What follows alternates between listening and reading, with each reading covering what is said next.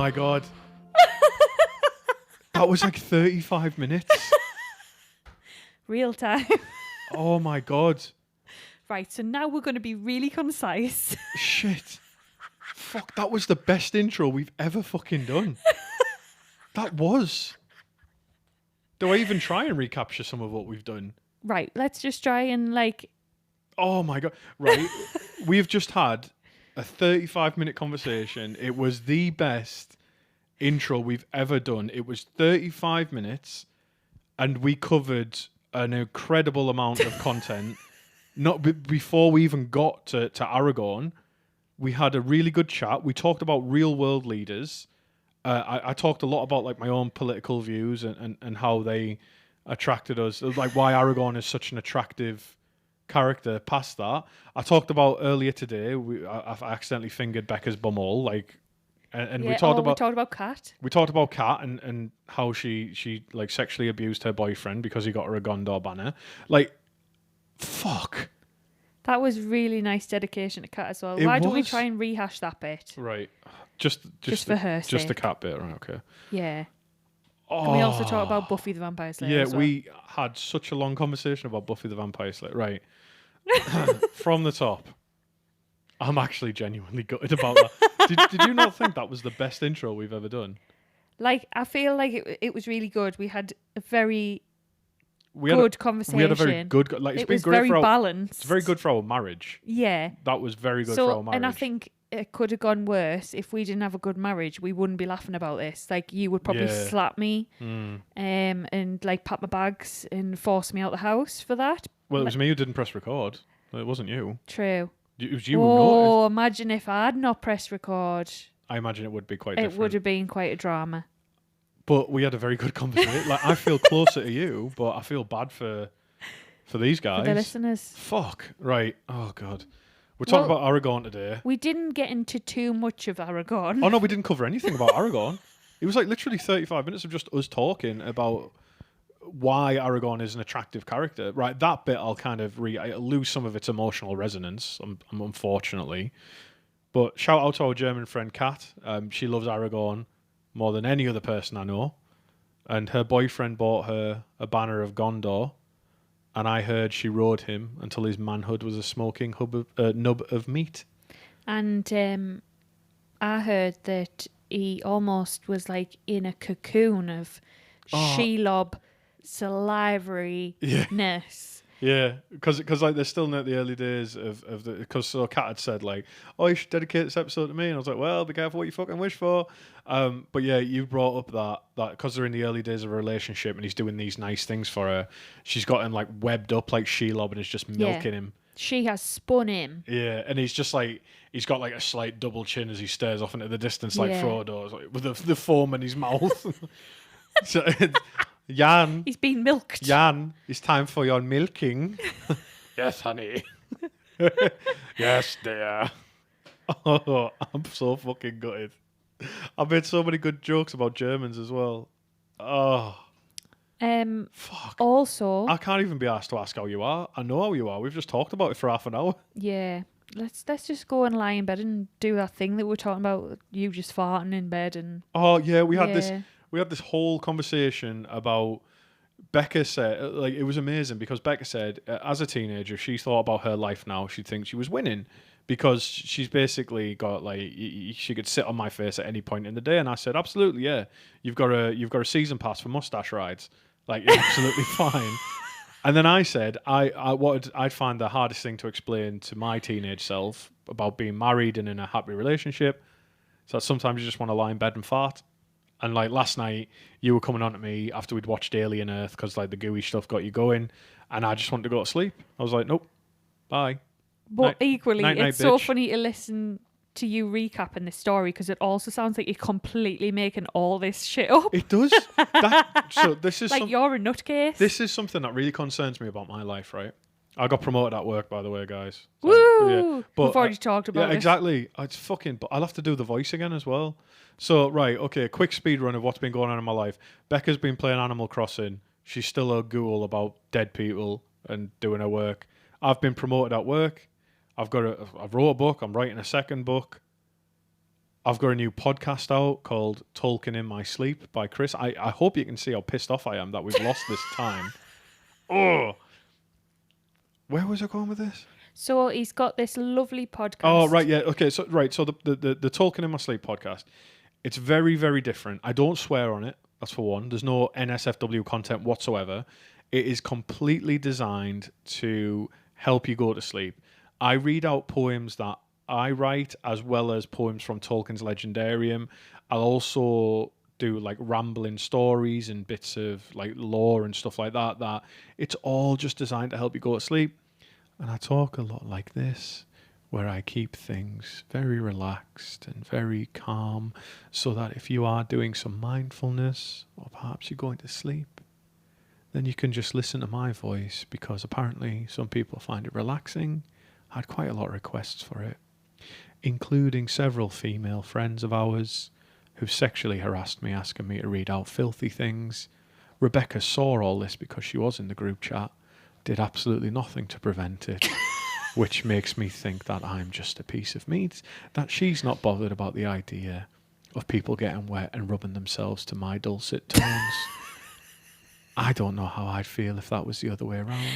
Can I charge people? Is sexy? Is it even a sexy voice? Do I have a sexy voice? Well, I think you've definitely lost it, because you can I can definitely feel the exhaustion and the annoyance in your tone right now. Yeah. Okay, right. Whereas the first time you did the voice, it was very gentle and calm, and whereas now I feel like you might slit my throat at any moment in a fit of rage. No.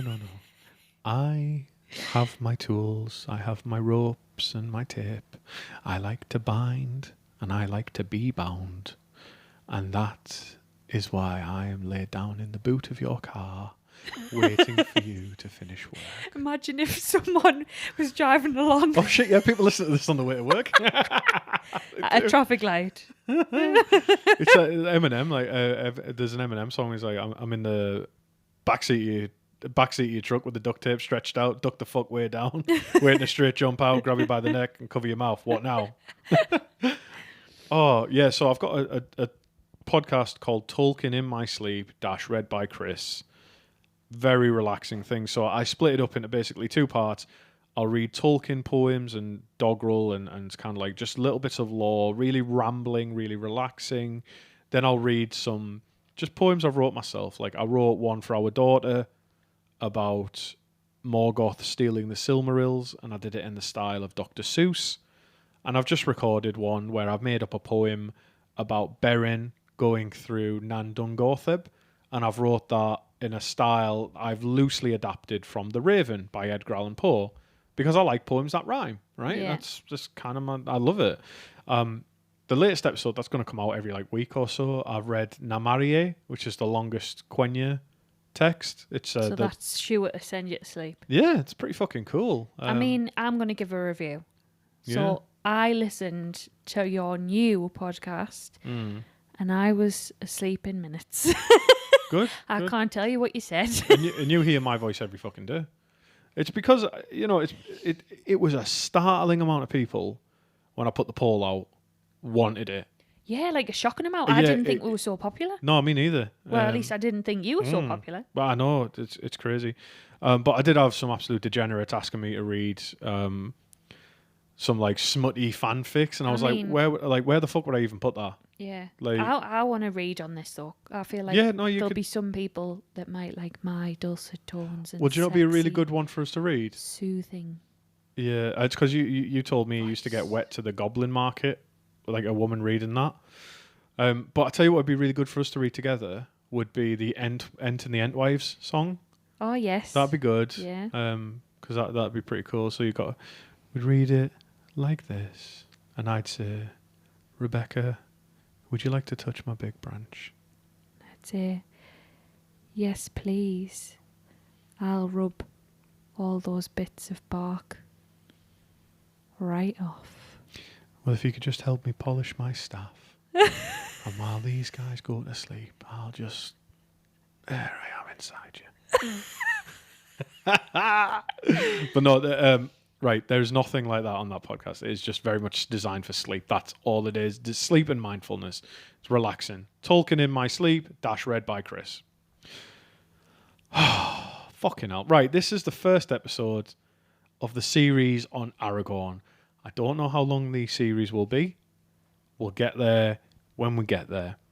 Today, we're going to talk about the first member of the one of the main characters, right? It's the first member of the Fellowship, Aragorn. And I'm a little bit nervous. And I do have to repeat this bit, sorry, Becca, and I'll try not to... It's all right, I'll just switch off for a couple of minutes. There is a lot I want to explore with Aragorn, because he is, and again, bearing my soul here for the second time, he is what I consider the ideal man. He's the ideal version of masculinity. And as someone who grew up without a father figure, he is what I model myself on when it comes to masculinity, or try to when it comes to masculinity. And that, when I was younger, like obviously Viggo was really cool as like a badass as Aragorn. But then now that I'm in my 30s and we see just how fucked up the leaders of the world are, and that we're ruled by like essentially self-serving psychopaths who try to divide. That's a nice way of putting it. Yeah, they try to divide people. So like, trans issues, race issues, all that shit is a way to divide us so that we don't look up.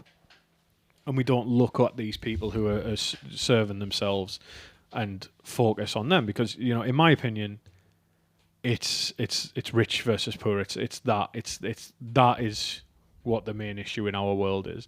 So when you see someone like Aragorn, who is a noble, selfless, benevolent ruler, that makes my heart ache all the more, because we've got the ideal leader there in a story. So when you contrast it to the real world, it leaves a very bitter taste in your mouth. And I know there's terrible leaders in Middle-earth as well, obviously. But yeah, but all of our leaders for our current world shouldn't be modelled off them. Yeah, so like... the baddies. Yeah, Aragorn represents the best of humanity to me, and he has the interests of those he serves and protects at his heart, as opposed to the real world, where, for example, in the UK, our Minister of Homelessness, as Becca very aptly put it, I thought she was against homelessness, not increasing it. She raised the price for rent on her second house so much that the people who were renting off her had to leave. You couldn't fucking write this shit. She can't get herself, put herself out of a job. Yes. She's got to create homelessness to be the homelessness exactly. minister. What's it? The money's in the treatment, not the cure.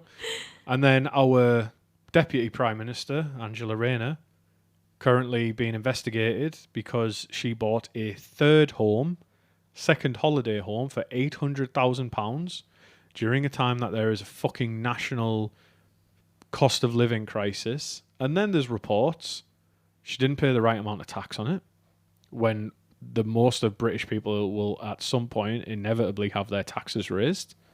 So the people who are doing that are avoiding tax already. And then there's reports that her disabled son, who they got a large settlement because of medical negligence, she used £160,000 of that settlement to buy this fucking holiday home. And these are all rulers. And again, it's not about left versus right, because, spoiler alert, if you make your mind up on all issues before you've heard each issue, you're a fucking idiot. Like, if you sat down with me... Be informed. Yeah, exactly. Like, well, it's just... don't make your mind up before you hear something. Like, if you sat down with me, there'd be a lot of subjects where I'd be startlingly, like, socialist on. Like, I believe everyone should come up together. But then there's other things where I'm quite I'm quite conservative about. Yeah. And, that's the thing, is that you need to connect with... Anyway, so a lot of this magic has been lost in the 35 minutes of audio that never was. My point being... and we'll keep it more concise this time. The point being, every country has their examples of this. I do not think there is one country in this world, including Finland, which isn't a real place, it's just made up. Never met anyone from Finland. I have. It's Paulina. Well, not met her, but, got her on Instagram. That isn't ruled by self-serving psychopaths, right? And then you've got Aragorn, this pure version in a story that makes it worse to bear, because your heart aches with that. This is what a ruler should be like. Yeah. I imagine it's the same way that a lot of people feel when they read fantasy books. and then their husband or wife is an absolute asshole, and you're just like, fuck, look what you could be.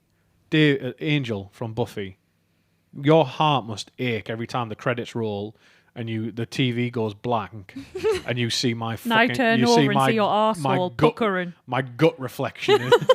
It's like when the credits roll and the screen goes blank and all you see in the reflection of the TV is the just zombie at the end. Just my gut hanging over my shoulders. I'm like, you wanna do some rumpy pumpy?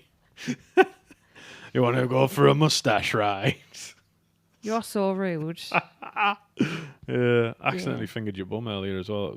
I went to give her I just want to give her a little boop, like you do on a dog's nose. I tried to do that to a bum, but like it just glid. His finger went up my bum cheek. It just glided up your thigh and your bum cheek, past your knickers, and right on your starfish. It was so weird. It was so distasteful. I still feel disgusted about it. Do you know how Eru Iluvatar causes Gollum to slip into the lab? That was like Eru guided my hand on that one. Oh, right. Okay, let's talk a little bit more about Aragorn. I also want to say that I am vehemently opposed to the concept of a royal family, considering the UK one are detached, self-serving, paedophile hiding psychopaths who want nothing more than to remain above the law and are some of the most corrupt people in the world. Okay, right? That being said, Aragorn is a king I would follow to death. Into death. I would. So he's just the king of everything, really. Yes. And the reason I'm going so hard on the real world examples and the reason I'm being so open with everyone is that I need to stress that is the stark difference between what we have versus this story ideal version of a noble, righteous leader. Yeah. And it hurts all the more when you read into him and you read into what he represents. And it's crazy. Be more Aragorn. Yeah, be more Aragorn. That's a good slogan. I like that. Yeah. And again, I'd said it to Becca previously, but it's the beauty of a fictional story, right? With Aragorn, we're never going to have to hear about historical accusations against him once he's dead. Like, women aren't going to come forward and be like, him and Arwen enticed me to an island off the coast of Gondor. Or like... Jingle jangle. Yeah, exactly. There was an orphanage in Gondor where Aragorn had a key to, which is weird. Why would he have that? Yeah. So we're going to be focusing on Aragorn for the next while. And because this is my podcast... He's going to be using the P word. I might use the P word. I bet people are like, what could be worse than pedo? He's already said that. Philologist is the P word. Oh, I've said it. Bingo. Right. So we're going to be focusing on Aragorn for the next few episodes. Don't know how many. I'm not even going to guess because there's a lot to look into with him. So we're going to talk about the names of Aragorn II, son of Arathorn II, chieftain of the Dunedain, High King of the Dunedain, King of Gondor and Arnor, King of the West, Lord of the Westlands, heir of Isildur, heir of Numenor, leader of the Fellowship, and reigning champion of Number Wang.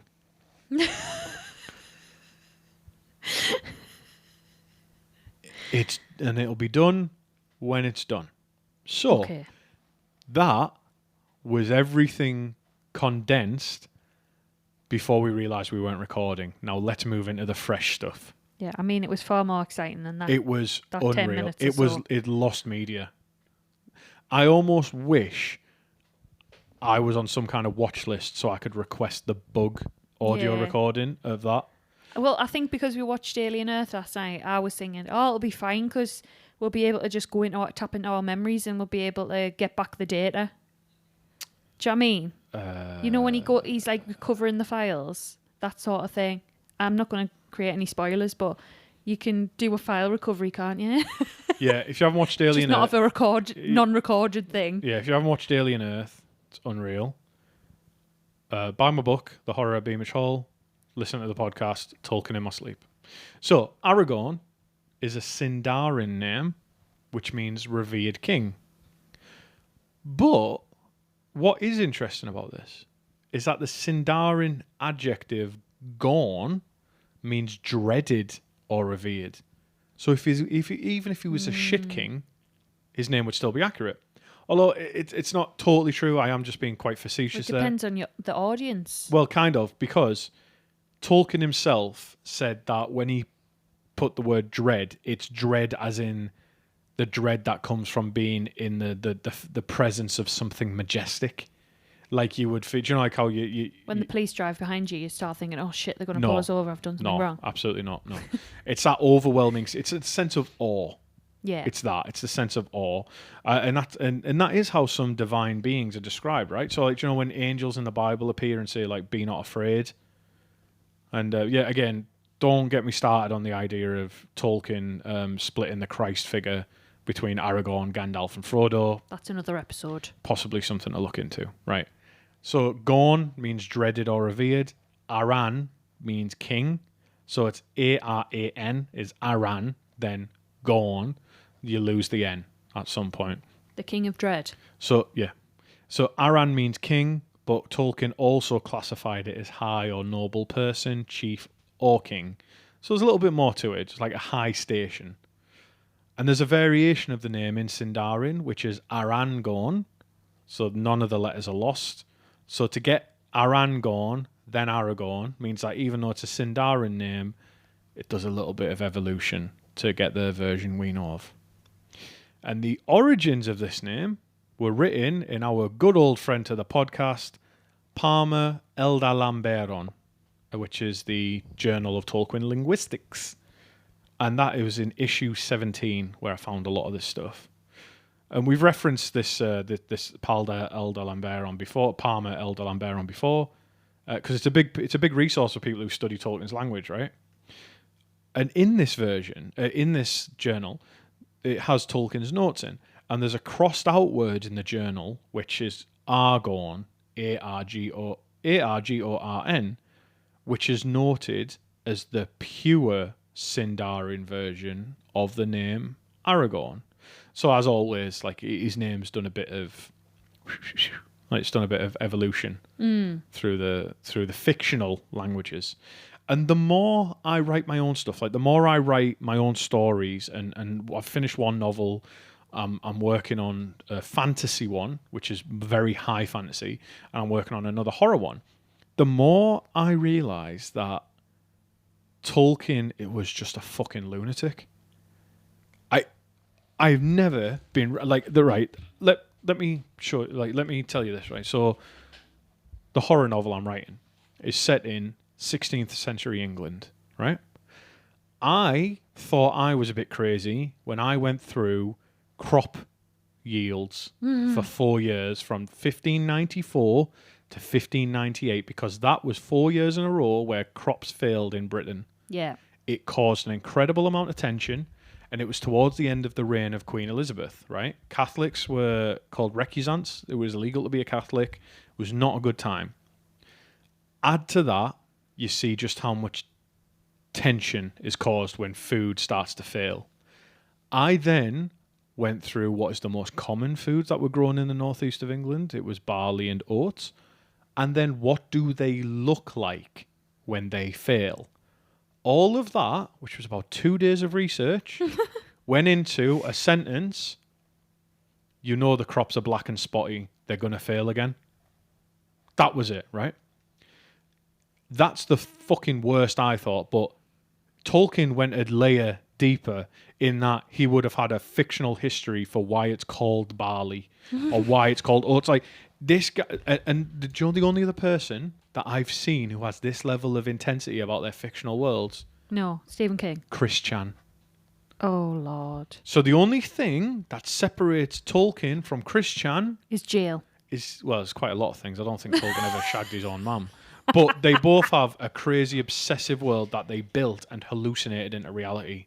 So in 50 years, are people going to be doing... Well, there's already a documentary series about Chris Chan.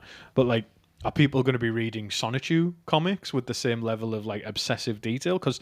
You're going to have an original. I do have an original issue 0. But the point is, there are more similarities there than I would like to admit. And I did not like to draw that parallel, but it is very weird. So, let's do his titles first, because they are self-explanatory. The chieftain of the Dunedain. Yes, chieftain Easy. chieftain of the men of the West, the Rangers. Yep. High King of the Dunedain. Yep. King of Gondor and Arnor. He reunites both kingdoms. Absolutely. King of the West. Yeah. Lord of the Westlands. Yeah. Easy. In Quenya, the other Elvish language, obviously there's Sindarin and there's Quenya. If you're just jumping in here first, like, don't worry, I won't assume knowledge much. I'll try not to. His name was Aragorn, Oh, I like that. which is what we also call the movie him and Arwen make on their wedding night. It's a bit Shakespearean, that name, isn't it? Aragorn, yeah, it's cool. And then you've got Galadriel, Celeborn. I think Celeborn's Quenya name is Teleporno. So it's there. Got a whole series of them. So Aragorn, if I haven't seen, can I watch Backdoor Sluts 9 if I haven't seen the first 8? Will I understand? So Aragorn is the second person of that name who ruled as chieftain of the Dunedain, and the first, naturally, was Keith. No, it was Aragorn the First. And Aragorn the First was the chief for 8 years in the Third Age of Middle-earth.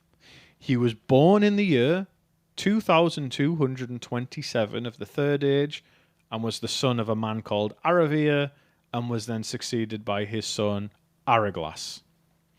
Aragorn the First died in 2327 Third Age, i.e. 100 years later, and he was killed by wild wolves in Eriador, which have historically been a big problem. There's even a note in Lord of the Rings about Bilbo being the only hobbit alive who remembered wolves coming from the north and into the Shire in the year 2911 of the Third Age, when during a bad winter the Brandywine froze. I also, and this is interesting, I found an unconfirmed note, as in I couldn't track down the source, that apparently this winter that Bilbo remembers as a child was so bad that the Rangers of the North, i.e. Aragorn's folk, and Gandalf provided food to the hobbits of the Shire to stop them from starving. Oh. That's pretty cool. It's kind of fucked up. It's also pretty cool, yeah. It's crazy. So, like, but as someone who obsessively researched why crop failures can hurt people, like hurt populations, not just communities, populations suffer when crop rotations fail. Crops fail. Like, the time that it happened 4 years in a row in England, it was a brutal time. Like, a lot of people died, but there was a lot of unrest as well. So what's interesting, though, is that if the Rangers, i.e. the Dunedain, and Gandalf weren't around, history of Lord of the Rings might be very, very different. The history of the Shire would be very different, because a lot of people would die. And possibly Lord of the Rings may not have happened in the way it did, if at all. Which is, so it's a little tidbit just about the Rangers. But I wanted to cover Aragorn the First, who died before all that anyway. But, so the first Aragorn died to wolves. He ruled us 8 years during the Watchful Peace. And the Watchful Peace was a time of about 400 years in the Third Age. Easy reign. Yeah, exactly. When Sauron was in hiding from the wizards and the elves. He'd been chased from Dol Guldur and he'd pissed off for 400 years. And we're going to talk about some other titles. So there's his first name. That's where it comes from. And he was probably named after Aragorn the First. So the name Strider and Tel-Contar are one and the same. Strider is the name that Aragorn is given by the people of Bree. It's a sobriquet, which is a nickname given by other people that isn't your real name, right? So a sobriquet would be calling me Horsecock. I don't call myself it, but you frequently refer to me as. No, I do not. Sorry, Donkey Dong. So sobriquet is a real-world word, and the etymology is French. And weirdly enough, sobriquet means a little tap or small punch under the chin. Mm. So I think sobriquet is a sobriquet of sobriquet, and so the word sobriquet became more popular than whatever the original name of being hit under the chin was. So there'll have been a time in history where if someone like done that, tapped you under the chin, it'll have been called something, right? So then someone else said, "Oh, that's a sobriquet," and then sobriquet became the most popular thing. And because it was a nickname someone else had given, Sobriquet became its own sobriquet. I'm so confused. Sobriquet. Shaka shaka. So initially, the hobbits of the Fellowship called Aragorn Mr. Strider a lot. But then he told them, Mr. Strider is my father. And so they just called him Strider. I'm Strider Jr. No, they didn't. They called him Mr. Strider at first, and then they dropped it and just called him Strider. But when he becomes king, he takes on the name of Telcontar, which is his house name, like the royal house of Telcontar, right?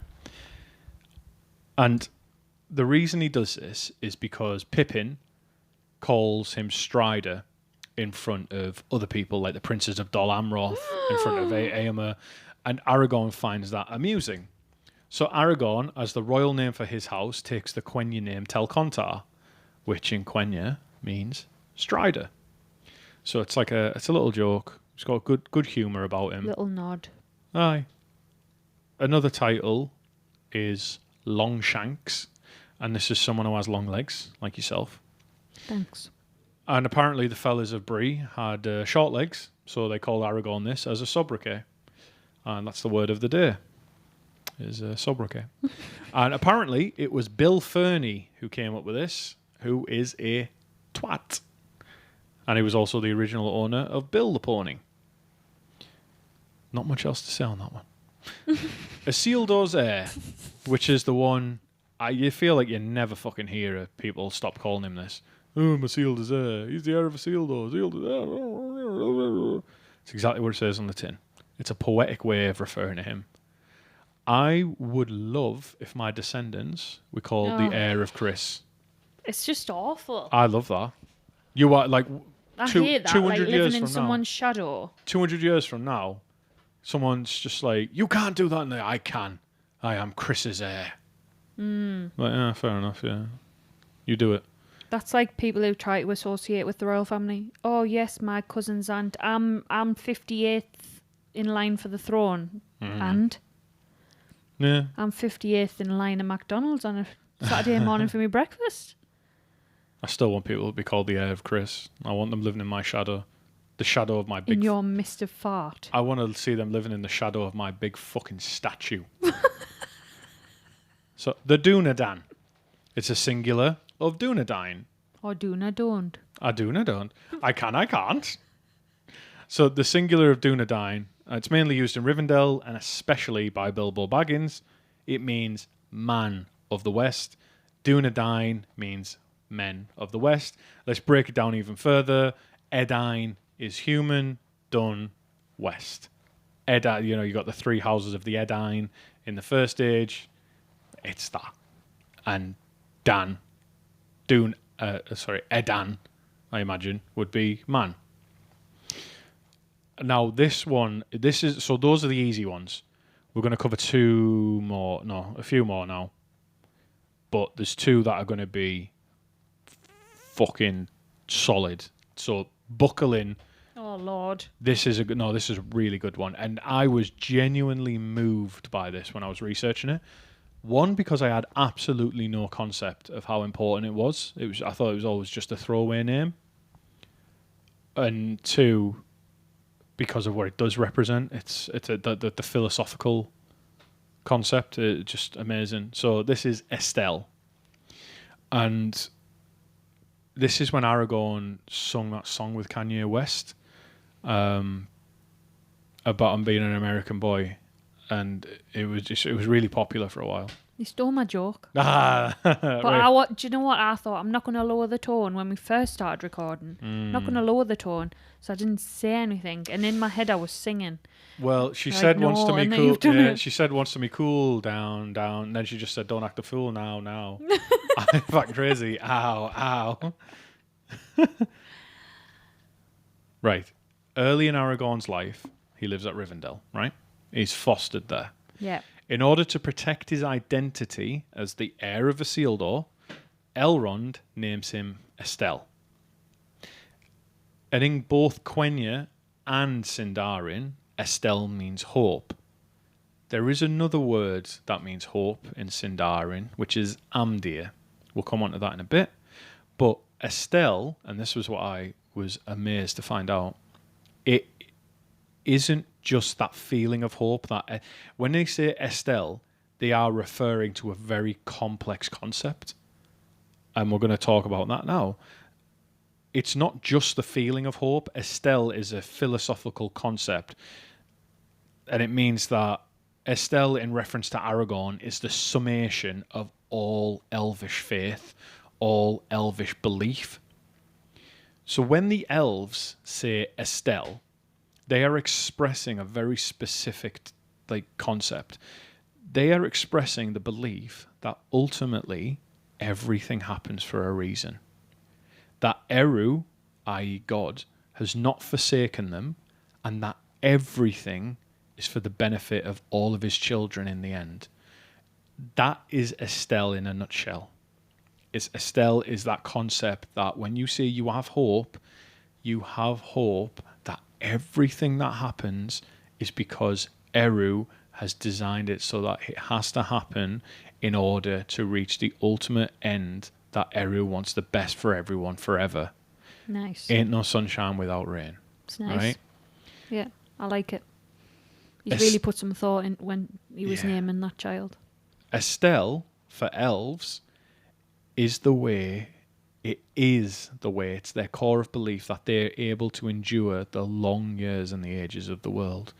Now, if you remember back to some of our very first episodes, we talked about elves awakening and how by the end they will be miserable and desperate for the world to end because they are trapped here until it ends. Until Eru Ilúvatar remakes the world, elves and the Valar. Do you remember all of the Ainur who descended into Ea, the universe? Eru warned them, you are there till it's done. One way or the other, you're there till it's done. And the elves are exactly the same. And the elves have Estel because they don't know what will happen to them, but they have to believe that Eru has their best interests at heart. So Estel... You'd be fucked if you thought anything else. Well, we'll come on to this in a minute, because an elf not having Estel is a sign that there is something wrong with their spirit. Oh, Lord. So Estel for elves is the way in which they're able to endure the ages of the world without knowing exactly what will happen to them. Not even the Valar know that. And it's Estel that keeps the elves from despair, from madness, from grief. It's the core of belief that allows them to deal with the hardships of Ardamad, which is the world corrupted and tainted by Morgoth. Estel is more than a simple feeling, right? It's that faith and belief deep in your heart that one day everything will be okay. And I couldn't verify this, but I did see some notes that said God only asks two things of all of his children: us, elves, the dwarves, everyone. One of these was Estel. Have hope, have faith that everything will be okay. And the other is that he asks that we believe in him. That's what two things God asks from everyone. And Morgoth is an example of what a lack of Estel results in. Morgoth... misery. Morgoth didn't believe that Eru had the best in mind. He thought he could do better. And that results in destruction and nihilism. And nihilism, in its purest form, is destruction until there's nothing left. Nice. So by denying that everything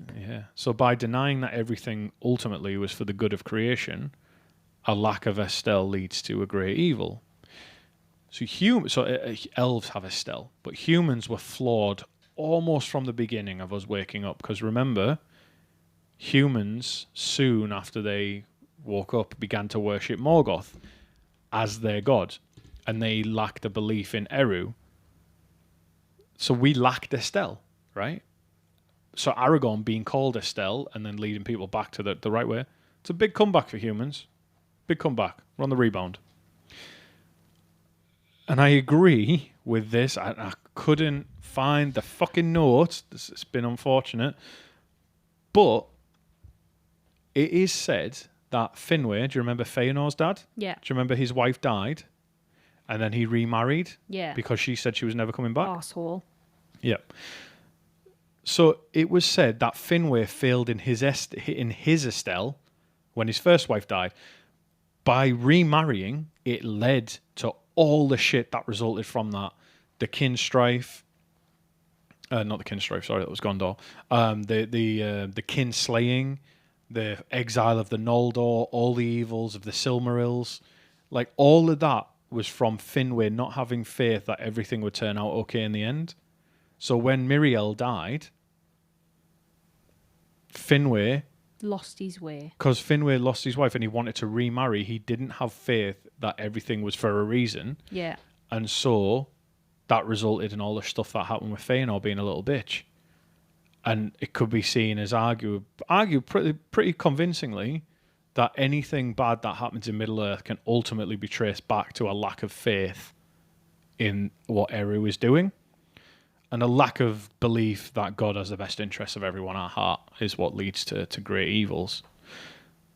And it was unbelievable. Like I didn't know that until I researched it. Like I had no clue that something so moving and so fundamental to the elves was in something as simple as a name given to a small foster child taken in by Elrond. Yeah.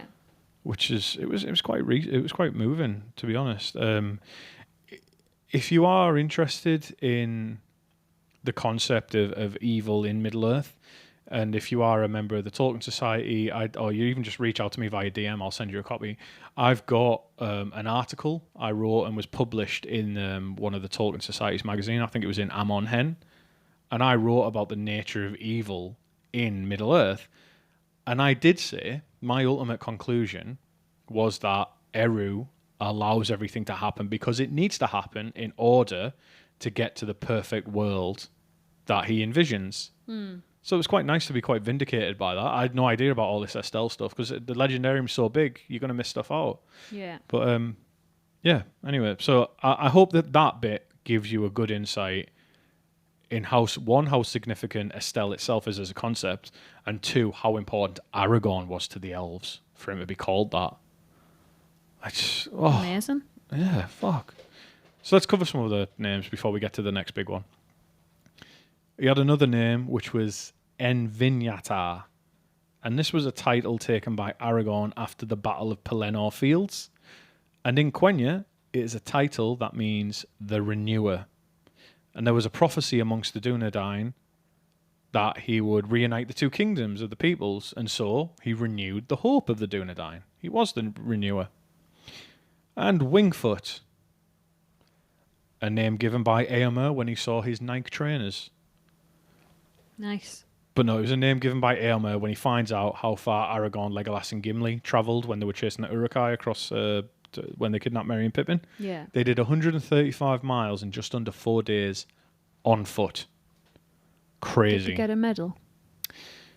No. He did get the kingdom of most of the world, though. So, well, worth it. King of the world. Like Jesus. Thorongil. And that is Thorongil is a name Aragorn used when he travelled the lands of Gondor and Rohan doing good deeds. He took leave from Rivendell when he was 29-ish, I think. Yeah, I think when he was around 29, possibly. I'm not sure on the dates here. I'm feeling like a proper waster. Yeah, I know. He's doing loads of shit, isn't he? Yeah. So this is when... I've just been watching Buffy. So he took leave... Aragorn hasn't watched Buffy the Vampire Slayer. Exactly. If he had, he wouldn't have done any of that. Well, you're ahead of him there. So he went to do these labours in the world, right? He went to do good deeds in the world, which to me came a bit of a Heracles story. It mixed into that. It was the service of someone who is important, i.e. Heracles or Aragorn. They are a demigod / king by birth. They then humble themselves in the service to other people as part of their journey before they can take on the mantle that they're destined for. Nice. But then I thought, well, yeah, but it's probably just likely they're very good ingredients in a story. So, yeah, you know. I mean, a lot of writers go back to kind of classic literature. Yeah, exactly. Yeah. So there's Thorongil is a Sindarin name that means eagle of the star. And the other use of Thoron is the leader of the great eagles, Thorondor, which we've got an eagle episode. And Gil means star, like Gil-galad. So Aragorn went by this name for around 23 years during his youth. And then until he was about 49, right? Something around that. Between his 20s, his early 20s and his late 40s, he was known as Thorongil, right? Let's just go around there. And I imagine everybody who's in their 30s has just got very aroused when I described our age bracket as youth.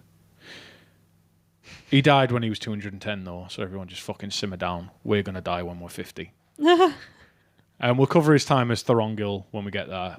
So let's do the other names. Now, I was going to say, you said like 30. Mm-hmm. You're older than 30. I'm in my 30s. So... I said bracket. Whatever, you old bastard.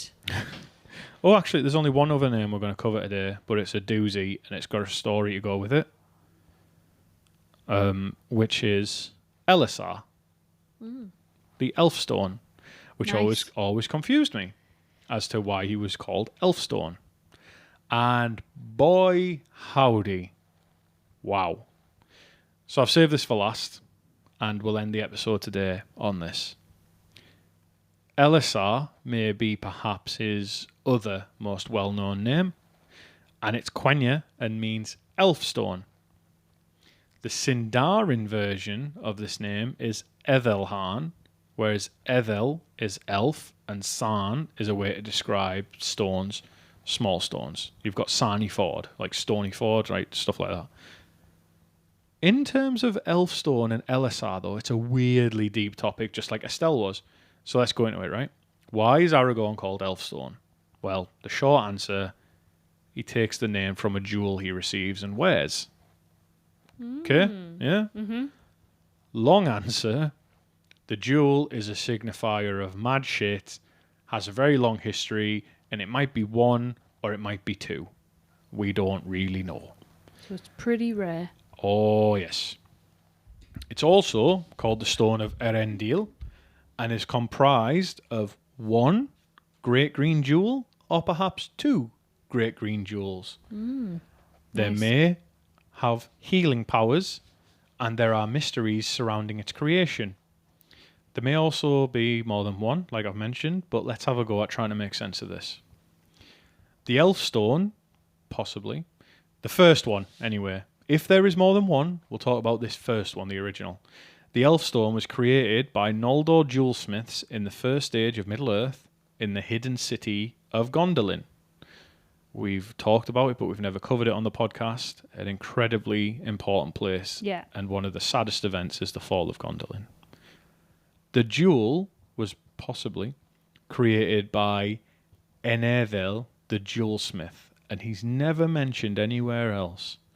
He was an elf who was said that after the death of Feanor was the greatest craftsman of the elves. What set him apart, though, from anyone else was that Enethel loved things that grew. He wasn't just all about metal. Enedil. Don't sully his name, too. you slattern. So Enethel loved things that grew, plants and trees and flowers, right?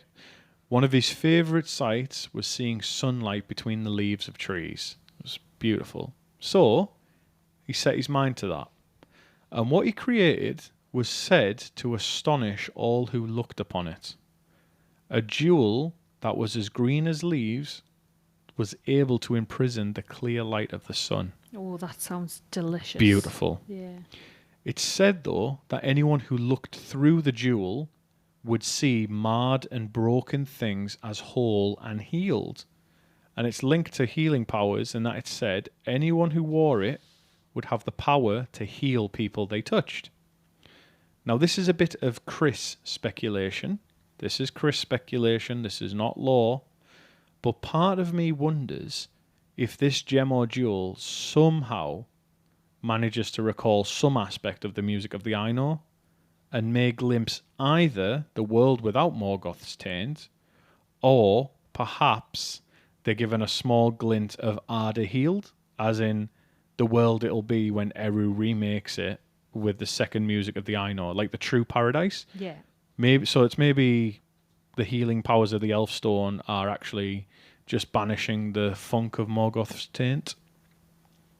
Possibly. You're doing your best to keep a straight face there. Yeah. As I say taint, and you imagine Morgoth with his ankles by his ears. So I think, though, that in some way, Enethil tapped into something woven into the fabric of creation and allowed the viewers to see a world that either might have been or a world that will be, or possibly both. End of Chris speculation. And I'll also call you back to the article I wrote in Amon Hen, where about Arda Healed gets mentioned a lot, like getting back to the paradise of what it should be. So anyway, back to the Elfstone. Enethil gifted the stone to Idril Celebrimbor, who wore it, and that's the only reason it survives the fall of Gondolins, because it was worn by one of the survivors when she fled. Yeah. And that, Idril, is the mother of Erendil, who is the father of Elrond. Erendil takes it, do you know the one who lives in the sky on the ship? So Erendil takes it with him when he eventually travels across the sea to Aman to beg for the help of the Valar at the end of the First Age. So the stone ends up in Valinor, carried by the father of Elrond, and Erendil is half-elven, and that his mother Idril married the human Tuor. It's said that Erendil's first memory is of that gem and his mother wearing it while she sung to him. And during his time in Beleriand, Erendil is said to have used the stone to heal the hurts of many men, beasts, and elves who lived there. And so, the Elfstone remained in the blessed lands of Aman, in the care of the Valar, all through the Second Age, and possibly about 1,000 or so years into the Third Age. Legend says that the Elfstone reappeared in the Third Age as Yavanna, the Valar of all things that grow, gave the jewel to Gandalf / Alorin, which is his real name, as a token to the people of Middle-earth that the Valar hadn't forgotten them. So nice. When he came back across the sea, he might have been carrying it. Gandalf gives the jewel to Galadriel, who makes a prophetic remark that she would only hold onto it for a little while until she could pass it on to another, who would also be called Elessar, or Elfstone. Now, this is an interesting part of history, because history now becomes myth, and we have another version of events. And this is one where it's like choose your version. Some attribute the creation of the jewel that Aragorn has to Celebrimbor, the forger of the Rings of Power during the Second Age, right? We briefly covered him during the Sauron series. He could do with some more details later because it's a long story. But in terms of the Elfstone, it's possible that the original Elfstone stayed in the Undying Lands and Galadriel instead asks Celebrimbor to make her a copy. And this comes from Unfinished Tales, which Tolkien was rewriting, up until his death. That Celebrimbor is revealed to be in love with Galadriel, even though she chose someone else, and he makes her another version of the Elfstone that looks better, but it's slightly less powerful. And it makes everything around Galadriel look fairer and is placed in a silver brooch. And it's not to say the original wasn't set in a silver brooch, but we just don't know, right? And I'll read out an excerpt from Unfinished Tales that go into this. The other tale runs so, that long ago, ere Sauron deluded the smiths of Eregion, Galadriel came there, and she said to Celebrimbor, the chief of the elven smiths, I am grieved in Middle-earth, for leaves fall and flowers fade that I have loved, so that the land of my dwelling is filled with regret that no spring can redress. How otherwise can it be for the Eldar if they cling to Middle-earth, said Celebrimbor. Will you then pass over sea? Nay, she said. Angron is gone, and Aignor is gone, and Felagund is no more. Of Finarfin's children I am the last, but my heart is still proud. What wrong did the golden house of Finarfin do that I should ask the pardon of the Valar, or be content with an isle in the sea whose native land was Aman the Blessed? Here I am mightier. "What would you do then?" said Celebrimbor. "I would have the trees and grass about me that do not die here in the land that is mine," she answered. "What has become of the skill of the Eldar?" And Celebrimbor said, "Where now is the stone of Eärendil? And Eärendil who made it is gone." "They have passed over the sea," said Galadriel, "with almost all fair things. But must then Middle-earth fade and perish forever?" "That is its fate, I deem," said Celebrimbor. "But you know that I love you, though you turn to Celeborn of the trees. And for that love I will do what I can, if haply by my art your grief can be lessened." But he did not say to Galadriel that he himself was of Gondolin long ago, and a friend of Eärendil, though his friend in most things outrivaled him. Yet if Eärendil had not been, then Celebrimbor would have been renowned. Therefore he took thought, and began a long delicate labour, and so for Galadriel he made the greatest of his works, save for the 3 rings only. It is said that more subtle and clear was the green gem that he made than that of Eärendil, but yet its light had less power. For whereas that of Eärendil was lit by the sun in its youth, already many years had passed ere Celebrimbor began his work, and nowhere in Middle-earth was the light as clear as it had been. For though Morgoth had been thrust out into the void and could not enter again, his far shadow lay upon it. Radiant none the less was the Elessar of Celebrimbor, and he set it within a great brooch of silver, in the likeness of an eagle rising upon outstretched wings. Wielding the Elessar, all things grew fair about Galadriel until the coming of the shadow to the forest. But afterwards, when Nenya, chief of the 3, was sent to her by Celebrimbor, she needed it, or so she thought, no more, and gave it to Celebrian, who her daughter, and so it came to Arwen and to Aragorn, who was called Elessar. Phew. So that, you see the alternate version of it, Yes. where Galadriel's got the big sad that all elves have to endure while Middle-earth dies. Yeah. And for love, Celebrimbor makes her another copy of the Elfstone. I'll leave it to you guys to decide which one you prefer more. We have 2 versions of the story and 2 versions of the Elfstone. Either way, they come to Aragorn. Do you prefer the idea that Celebrimbor made it, or do you like the idea of it being from Eärendil in Gondolin? I'm not sure. Which one do you prefer? I mean, it's quite romantic, the second one. Second one is quite romantic, yeah. And it does fit in with that theme of there being copies of copies of copies. Everything's lesser. Everything's post-apocalyptic. But I also like the idea that something is original. Yeah, I like and that. Old. Exactly, because and shiny. Narsil, the shards of Narsil, which becomes Anduril, Narsil was forged in the First Age by... So things can exist. Fuck, what's the smith called? There's the smith who forges Narsil. Oh, it's not Telcontar. No, that's... Who the fuck forges Narsil? Oh, no. I was forged by Telkar. Telkar the smith. And I think it was Nogrod? Yeah, it was. Alright, so I remembered Nogrod, but I couldn't remember fucking Telkar. That's my mind. They all sound the same. Yeah. Oh, but yeah. So regardless of which version of the story, right? Galadriel ends up giving the Elfstone to her daughter Celebrian, who then gives it to her daughter Arwen. But then at some point, Arwen leaves it in the care of her grandmother, Galadriel. So it went from Elrond's dad to his mother-in-law, Galadriel, to his wife, Celebrian, to his daughter, Arwen, back to his mother-in-law, Galadriel, to his son-in-law, Aragorn. It's just... That family tree is a fucking circle. Yeah, they're just passing it back and forth across the family tree. So when Bilbo Baggins is at Rivendell and is making the song about Eärendil, Aragorn asks him to specifically include a reference to the Elfstone. Bilbo does it, but he incorrectly calls it an emerald. And, it's not an emerald, it's a great green jewel. And I wonder if Aragorn had a bit of prophecy when he was like, no, you need to mention that. You need to. But I'll read an excerpt from the poem where he mentions it. And funnily enough, I've read the full version of this poem on Tolkien in my sleep.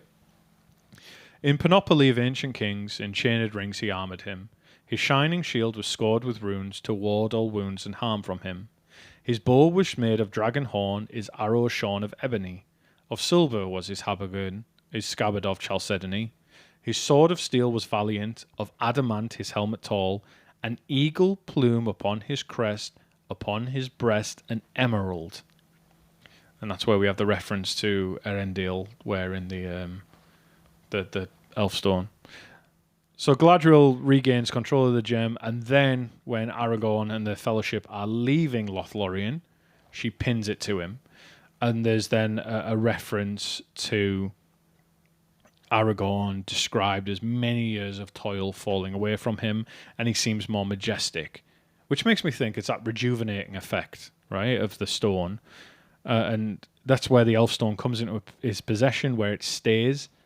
Might be inherited by his son, but who knows? It is said that Eldarion rules over kings, and his kingdom lasts for 100 generations, and it heals. Like, it sounds like the world is healing, so it sounds like the Elfstone might be like an heirloom of the house, right?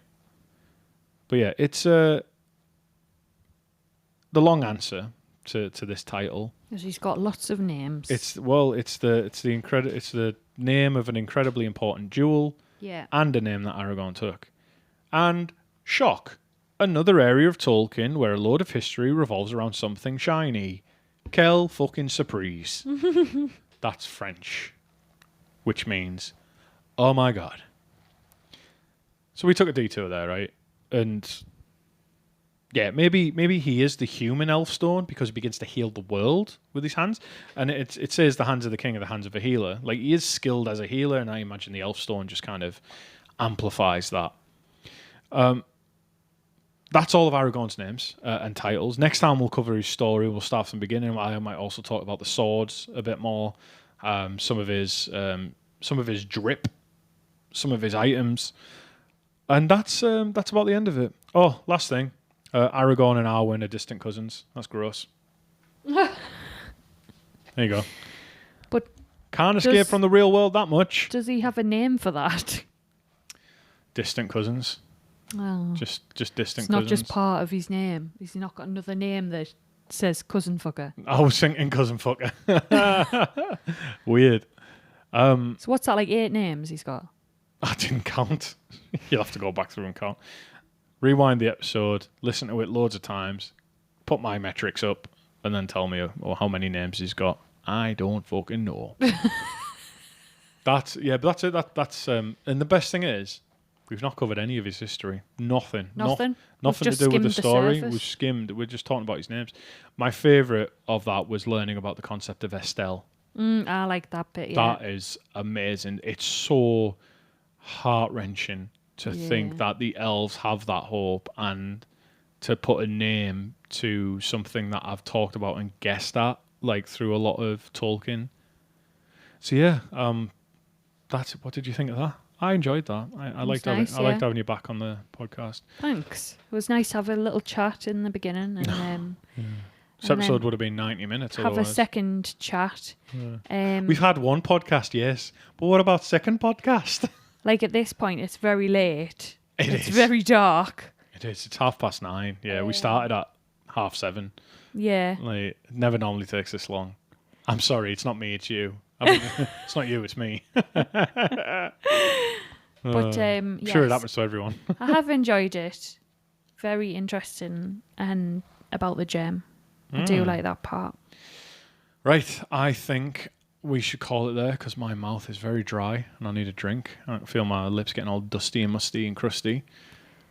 I can see your lips are chapping between your legs. You're disgusting. I am. You just lower the whole tone. I do, right, and I'm going to lower the tone of your hole. Right, so guys, that's good night from me. And good night from me. Bye. Bye.